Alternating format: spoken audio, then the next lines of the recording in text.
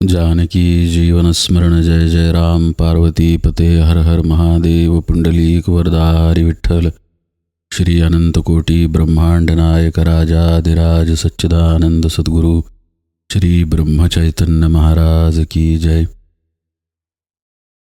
श्री महाराजांच्या हरिपाठ सेवेमध्ये आपण 26वा अभंग पाहतोय. काल त्याचा एक भाग झाला.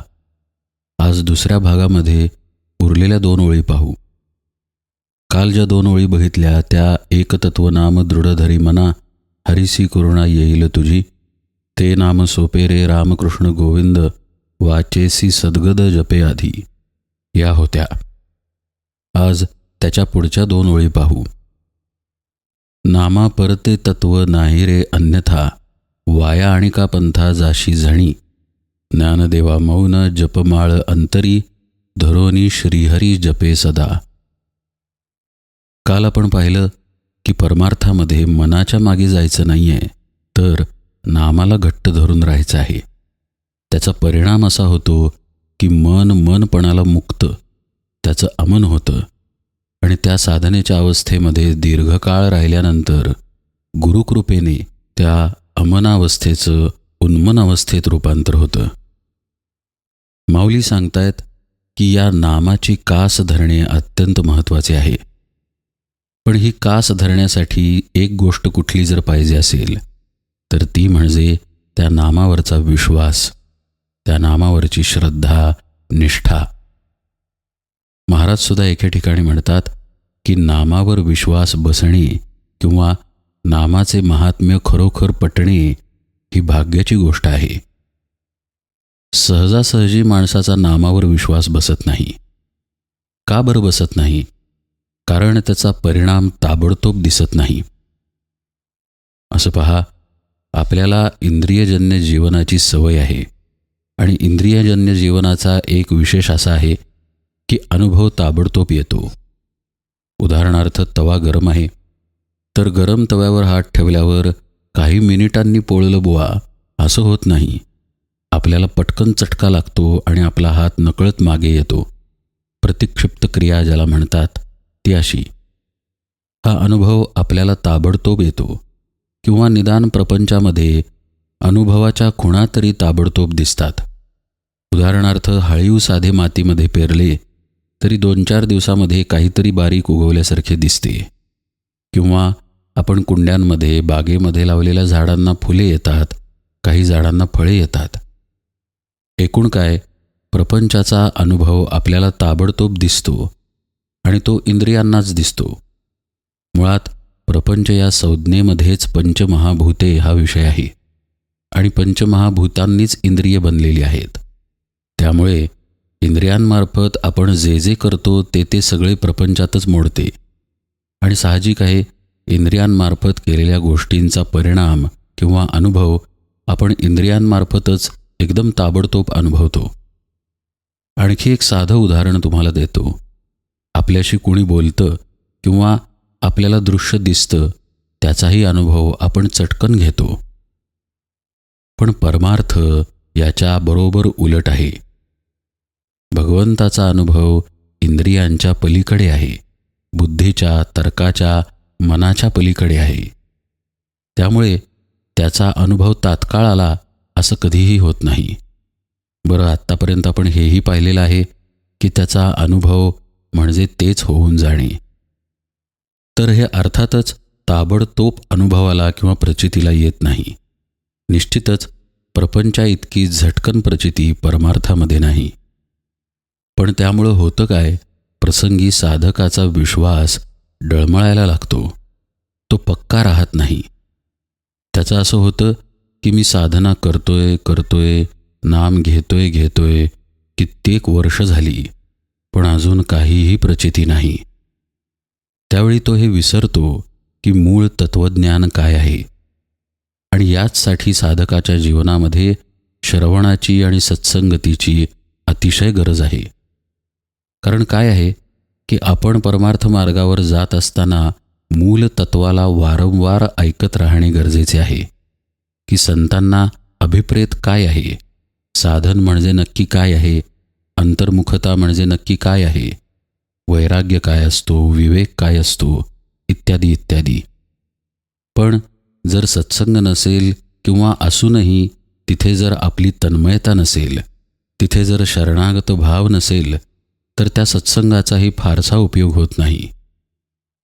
मुद्दा हा की वाचन असो, सत्संग असो, तिथलं श्रवण असो आणि पर्यायानं मग चिंतन, मनन इत्यादी असो, याचा हात साधकाला धरावा लागतो.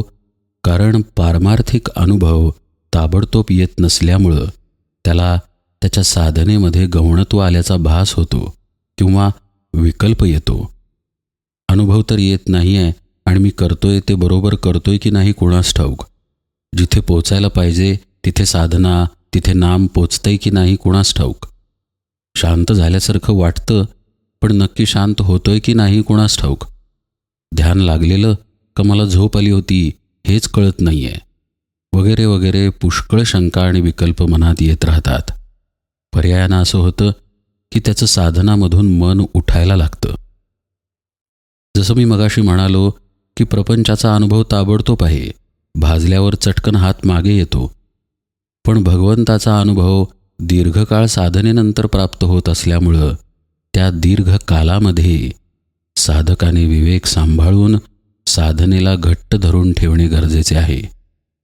आणि हे जर त्याचे होत नसेल तर त्याला माऊली वाया आणिका पंथा अशी उपमा देत आहेत. म्हणजे भरकटू नकोस, आहे त्या ठिकाणी स्थिर राहा. पण हे स्थिर राहण्यासाठी त्याचा नामावर आणि साधनेवर विश्वास असणं अत्यंत गरजेचं असतं. प्रपंचावर अनुभवातल्या तातडीमुळे लगेच विश्वास बसतो. नाही हं, तवा गरम आहे, आपण पटकन म्हणतो. कुणी पटवून द्यावं लागत नाही, कारण अनुभव लगेच आलेलाच आहे. परमार्थात मात्र असं नसल्यामुळं नामावर विश्वास बसणं कठीण जातं. साधनेवर विश्वास बसणं, ती निष्ठेनं करणं कठीण जातं. निष्ठेनं आणि विश्वासानंच करणं कठीण असेल तर प्रेमाने आणि भक्तीने करणे आणखीन कठीण आहे. आणि म्हणूनच माऊली इथे सावध करतात की वाया आणिका पंथा जाऊ नको. त्यावेळी नामापरते तत्व नाही रे अन्यथा याची खूणगाठ बांधून ठेव. अनेक प्रकारांनी सद्गुरू शिष्याला सांगत राहतात की परमात्मा हे एकमेव तत्व आहे, आत्मा हेच सत्य आहे. आणि तू जे स्वतःला देह समजतोस, मन समजतोस, स्वतःची बुद्धी, तर्क समजतोस, ते तू नसून खरं म्हणजे तू सच्चिदानंद स्वरूप आत्मा आहेस. पण समजा एखाद्या साधकाला याचं श्रवण सद्गुरूंकडून वारंवार झालंच नाही, तर श्रवणच जर झालं नाही तर तो मनन आणि चिंतन तरी कसं करत राहणार. आणि आपण असंही समजू की समजा एखाद्या साधकाला अगदी रोज सत्संग आहे, अगदी रोज तो सद्गुरूंच्या पायाशी बसून श्रवण करतो आहे, पण त्याचं मनन आणि चिंतन नसेल तर. एकूण काय, समजा सत्संग आहे किंवा समजा दैववशात सद्गुरूंनी देह ठेवलेला आहे, तर काही ना काही निमित्ताने त्यांचे तत्त्वज्ञान, त्यांचे विचार, त्यांचं नेमकं सांगणं काय आहे, साधनेबद्दलचं त्यांचं मार्गदर्शन काय आहे, याचं साधकानं वारंवार चिंतन आणि मनन करायचं असतं. म्हणूनच आज महाराजांनी देह ठेवून 100 वर्षे होऊन गेली, पण त्यांच्या प्रवचनांना अमूल्य असं महत्त्व आहे.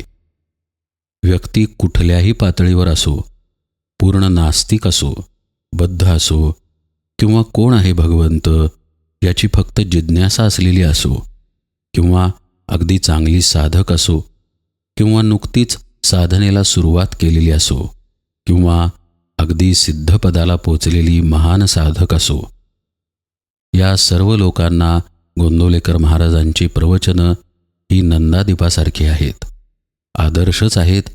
आणि त्यातून काही ना काहीतरी रोज मिळतंच. अगदी वर्षानुवर्ष झाली तरीही मिळत राहतं. आणि हे ज्यानं जतन करून ठेवलेलं आहे त्याला कधीही वाया आणिका पंथा याचा धोका राहत नाही, त्याची भरकट होत नाही.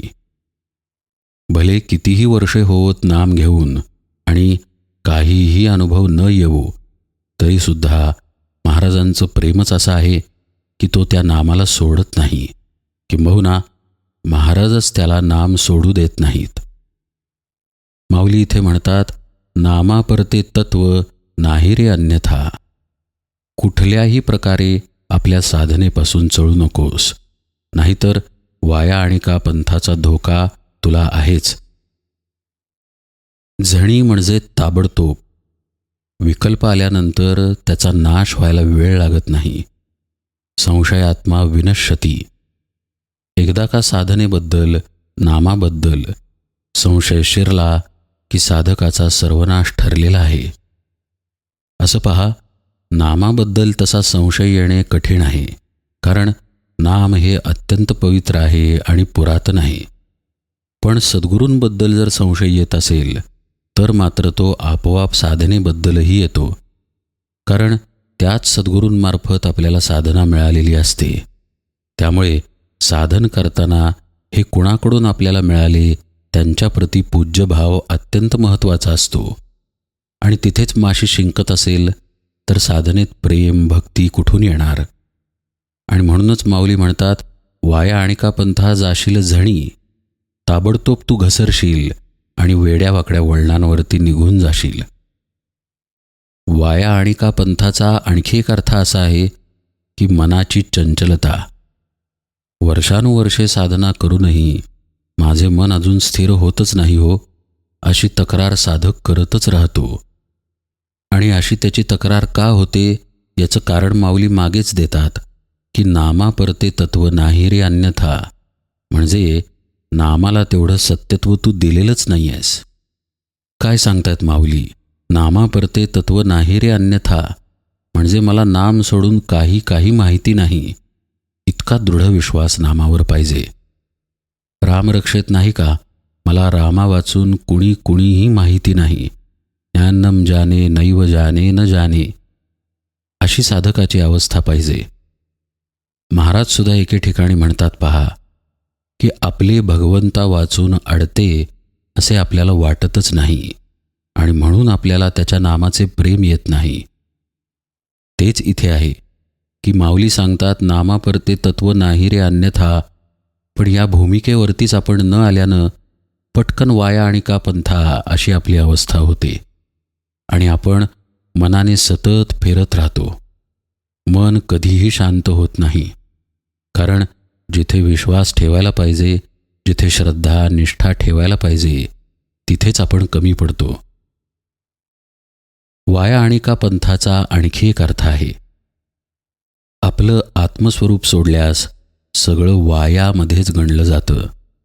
देह असेल, मन असेल, सृष्टी असेल, कुठलंही दृश्य असेल किंवा कुठलाही इंद्रियजन्य अनुभव असेल, ते सगळं वायामध्ये येतं.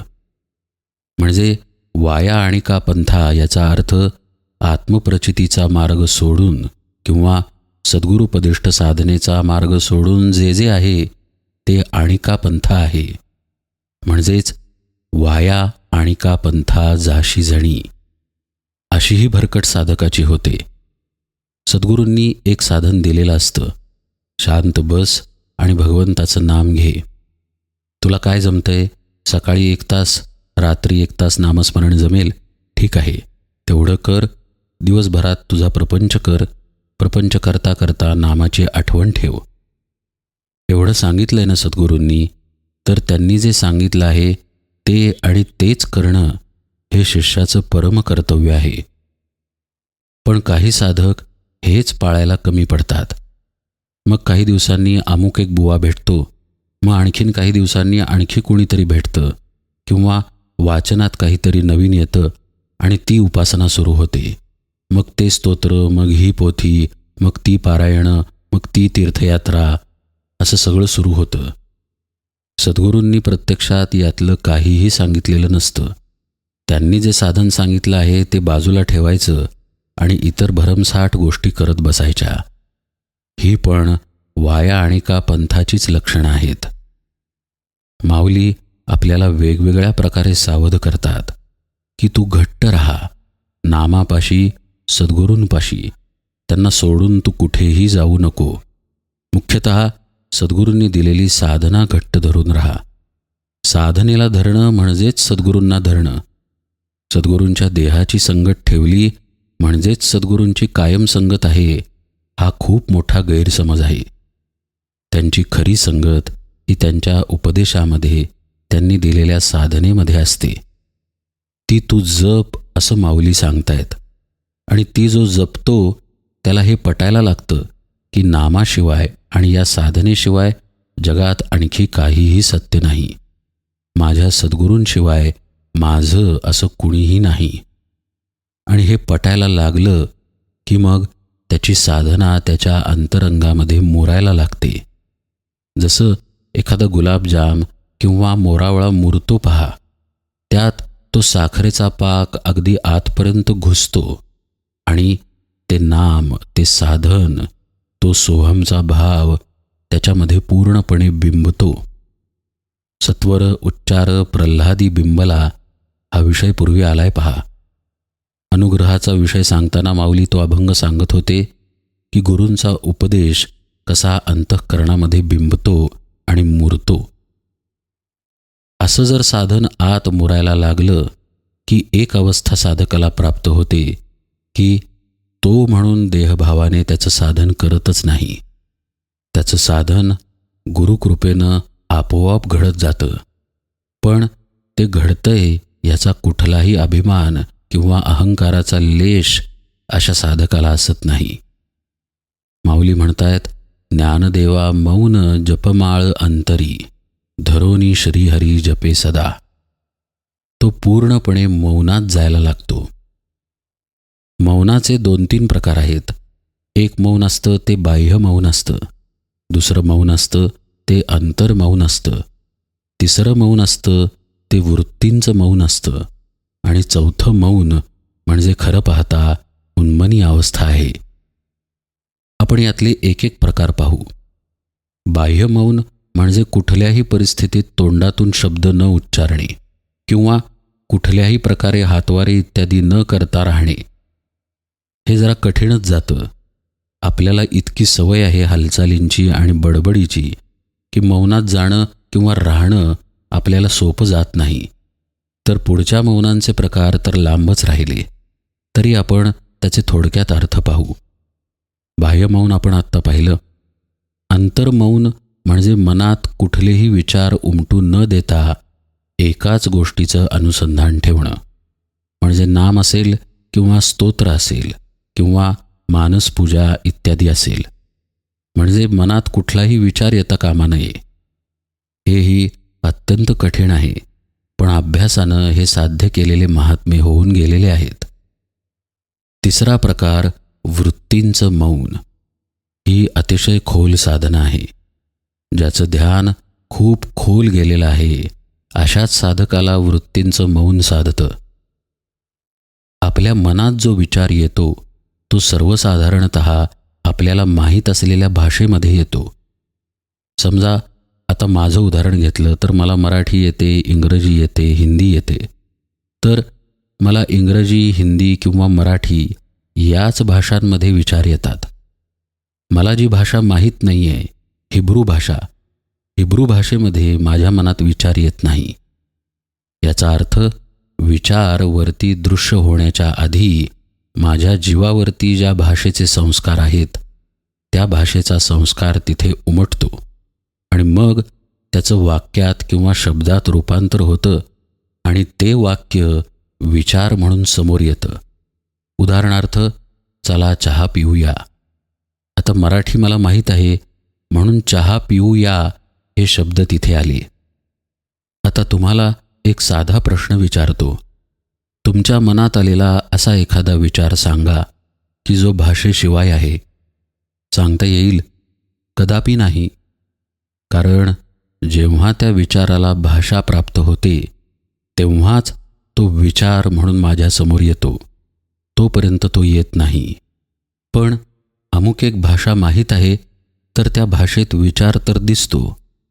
म्हणजे नक्कीच त्याचं उगमस्थान आहे आणि त्याला भाषा प्राप्त होण्याच्या आधी पण तो आहे. याचा अर्थ असा आहे की भाषेचं स्वरूप त्या विचाराने घेण्याच्या आधी पण एक असा तरंग आहे ज्याला भाषा नाही आहे आणि हा जो तरंग आहे त्याला वृत्ती असं म्हणतात. आणि हा तरंग ज्यावर उमटतो ते आत्मस्वरूप आहे. वृत्तीचं मौन हे तिथं साधलं जातं जिथं हा तरंग उमटतो.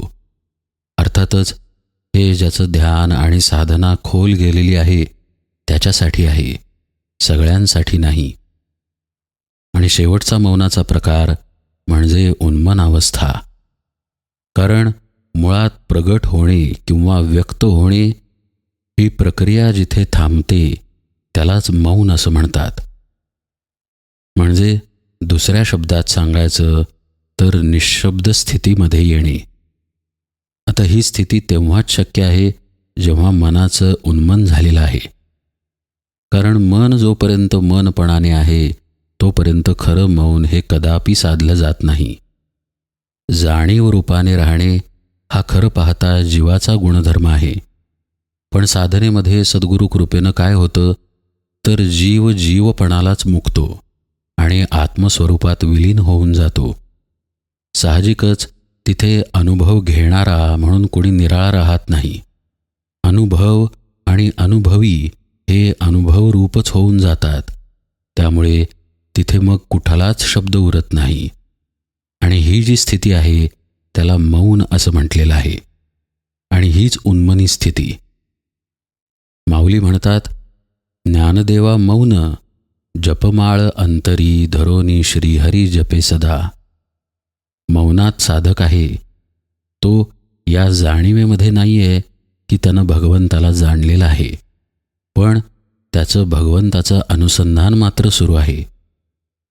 गोंदवलेकर महाराजांच्या ठिकाणी कुठे भाव होता की मी नाम घेतो, पण कान लावा पाठीला रामनाम ऐकू येणार, मांडीला कान लावा रामनाम ऐकू येणार. मग नाम घेतंय कोण? जो आत्मस्वरूप आहे, जो आत्मा आहे तोच नाम घेतोय. महाराज म्हणून देहरूपाने जे आहेत ते नाम घेतच नाही आहेत. हीच ती अलौकिक अवस्था. ज्ञानदेवा मौन जपमाळ अंतरी धरोनी श्रीहरी जपे सदा. याचा थोड्या दुसऱ्या बाजूने पण अर्थ पाहूया. आपल्या शरीरात सतत इडा आणि पिंगलेची गती सुरू आहे. कधीकधी त्या गती बदलतही असतात, पण त्या सुषुम्नाकार जेव्हा होतात तेव्हा साधक हळूहळू ऊर्ध्वगामी व्हायला लागतो. ऊर्ध्वगामी होता होता त्याचा प्रवेश मनासकट चिदाकाशामध्ये होतो. आजपर्यंत मन बाहेर असतं, चिदाकाशाच्या खाली असतं, पण आता मन हे सुषुम्नेतल्या सूक्ष्म गतीबरोबर चिदाकाशामध्ये शिरतं. आणि चिदाकाशामध्ये आत्म्याचं स्वरूप असल्यामुळं जसं एखादा मिठाचा खडा किंवा साखरेचा खडा पाण्यात विरघळून पाणीच व्हावा, तसं त्या मनाचं होतं आणि ते मन चिदाकाशामध्ये लय पावतं. ध्यानावस्थेमध्ये साधक स्वतःला साक्षी रूपानं पाहत असतो, पण नंतर या साक्षीचाच लय होतो. म्हणजे साक्षी जो आहे त्यालाच हा बोध होतो की तो आत्मस्वरूप आहे. मनाचा लय झाल्यामुळे तिथे जीवभाव राहतच नाही, कारण आत्म्याला जीवभावावर आणण्यासाठी मन कारणीभूत आहे. पण मनच जर नसेल तर तिथे राहतो तो फक्त आत्मभाव राहतो आणि तो निःशब्द असतो. तिथे भाषेचा संबंध नाही, कारण बुद्धी आणि तर्काचा संबंध नाही. आपण पूर्वी पाहिलंय की आपल्याला माहीत असलेलीच भाषा विचारांच्या रूपाने समोर येते. म्हणजे आपले माहीत असणे पण जे आहे ते जीवाच्या ठिकाणच्या संस्कारात आहे. पण जीवाचे जीवपण जर उरले नाही तर तिथे शब्द कसे असणार? त्यामुळे हे जे चिदाकाशात मनाचं विलीन होणं आहे किंवा मनाचं उन्मन आहे, याला मौन अशी संज्ञा आहे. पण असे जरी साधले किंवा झाले तरी साधकाचे जीवन सुरू असते. आणि म्हणूनच माऊली म्हणतात की अशा अवस्थेमध्ये जर कोणी साधन करत असेल तर परमात्माच तो ते करतो असा स्पष्ट अनुभव त्या साधकाला येतो. भगवंताच्या अनुसंधानाची जी माळ आत सुरू आहे, माळ म्हणजे अखंड सुरू असलेली क्रिया असा अर्थ आहे इथे. अनुसंधानाची अखंड क्रिया जी आज चालू आहे ती मग कोण करतो, तर ती तो भगवंतच करतो. कारण जर साधक भगवंतच होऊन बसला तर मग तिथे साधना कोण करणार? भगवंतच करणार ना. आणि तेच माऊली सांगतायत, ज्ञानदेवा मौन जपमाळ अंतरी धरोनी श्रीहरी जपे सदा. इथे 26वा अभंग संपत आहे. पुढे 27वा अभंग आहे, सर्व सुख गोडी साहीशास्त्र निवडी रिकामा अर्ध घडी राहू नको. माणूस रिकामा का राहतो हे फार पाहण्यासारखं आहे. वस्तुतः जन साधनेला वाहून घेतलेला आहे त्याला 24 तास पण कमी पडतात. पण साधनेला वाहून घेणारा आणि प्रपंचाला वाहून घेणारा यात काय फरक असतो हे आपण यथावकाश पाहूया. आजच्या निरूपण सेवेला मात्र इथेच विराम देतो. जानकी जीवन स्मरण जय जय राम.